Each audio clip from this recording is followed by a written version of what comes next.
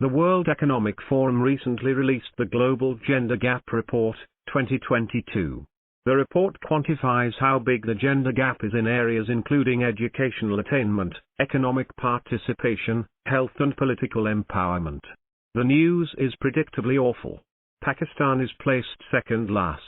Out of the 146 countries ranked on the index, Pakistan is at 145, doing marginally better than Afghanistan. The news should not surprise anyone. The horror and discomfort of being female in a country of men has been lamented ever since Pakistan came into existence. The gaps are huge, and if one has an appetite for exactly how huge, the report is helpful. If you would like a taste for the numbers, they are truly forbidding. Take education. Pakistan is one of 16 countries in the world where secondary school enrollment has a gender gap of greater than 10 percentage points. Education figures for females in Pakistan rank among the worst anywhere. We are in the company of many sub-Saharan countries. It is also worth noting that while Western nations are held up as examples of gender equality in education, there are a host of other nations, such as those in South America, that also offer equal opportunities to males and females in education. This should be of note for those who say that the indices are structured in a way that ensures the supremacy of Western countries. Clearly, real data is not biased in favor of Western democracies. The statistics for the section on health and survival present an even grimmer picture.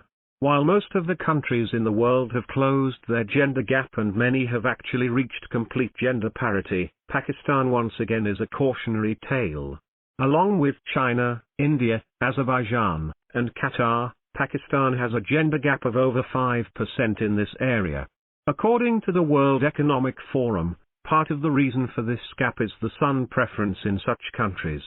This means that the natural ratio of male to female births is artificially altered by either aborting female fetuses or because of neglect of and lack of care for female infants, resulting in their death before they reach the age of 5 years. The horror and discomfort of being female in a country of men has been lamented ever since Pakistan came into existence. In such countries, there is an unnatural ratio between men and women. Percentages by themselves may not capture the picture, the actual impact lies in the numbers. Millions of women are missing, killed or allowed to die before they have had a chance to live. The cumulative number of missing women in Pakistan, India and China was estimated to be around 142.6 meters in 2020.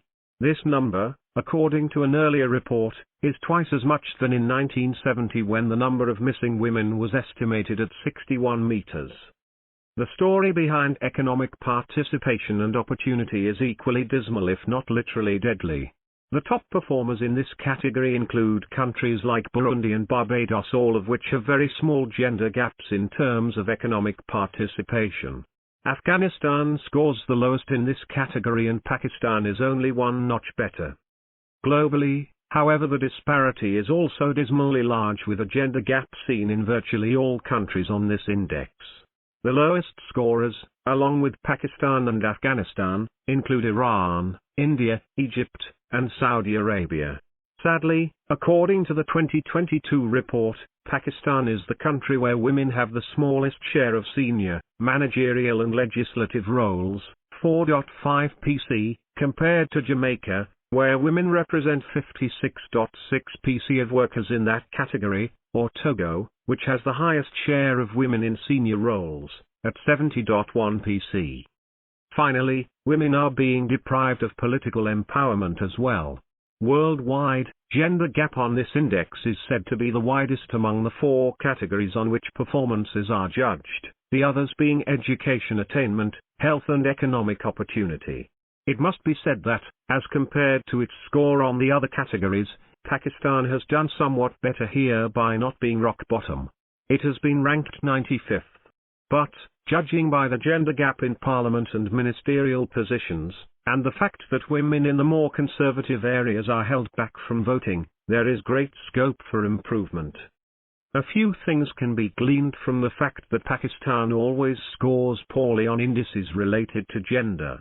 First, it appears that no one in Pakistan, including many women, seem to care about women's dismal position. In fact, Some educated working women are so harassed by men, their families and society in general that they have no energy left to challenge their detractors. Women lawmakers on quota seats are there because their husband or father or uncle or nephew or some such has had them appointed. These lawmakers have done little to help the situation of women in the country other than perhaps demanding that one of the innumerable parliamentary commissions create an impression of concern. The outcome of such disinterest is sometimes used to convince foreign governments to give money for projects that are supposed to help Pakistan's hapless women. Most educated women in Pakistan know that unless you have government or family connections that are solid enough to provide protection from harassment and appointments to cushy positions, the entire project of becoming an independent woman is a fantasy. Instead of being able to work to make things better, those who can, leave for foreign shores where they can work without having leering and harassing men make every day a living hell. In this way, much of Pakistan's best talent is lost.